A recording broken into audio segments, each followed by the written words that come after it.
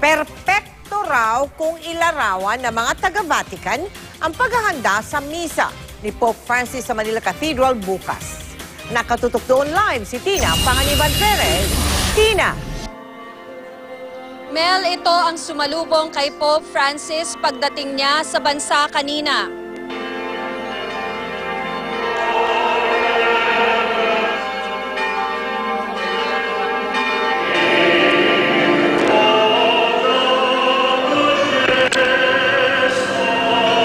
Sabay-sabay na pinatunog ang mga kampana ng mga simbahan sa buong bansa bilang pagsalubong kay Pope Francis. Kasama na ang Manila Cathedral, Baclaran Church at Malate Church.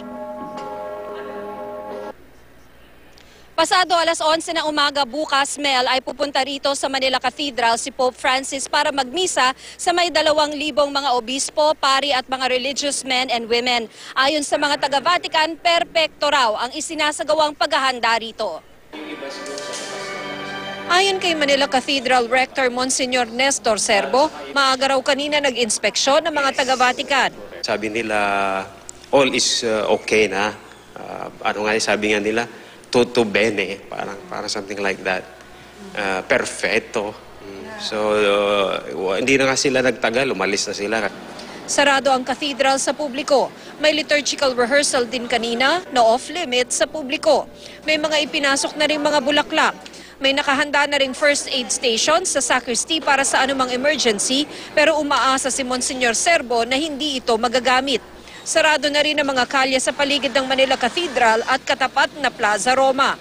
Mamayang hating gabi, isasara na ang buong Intramuros. Ang pwede lang daanan ng mga sasakyan, ang gate sa pamantasan ng lungsod ng Maynila sa Burgos Street. Mga sasakyang may special car pass lang ang palulusutin bukas. Magpapapasok naman ang mga tao sa Intramuros pero mga 3,000 lang daw. Sa Plaza Roma sila papapwestuhin kung saan masusundan din nila ang misa. First come, first serve dito sa Plaza Roma. May mga definite number lang of people that they will allow inside. May plano rin daw na maglagay ng mga TV screens sa ibang gates ng Intramuros para sa mga hindi makakapasok.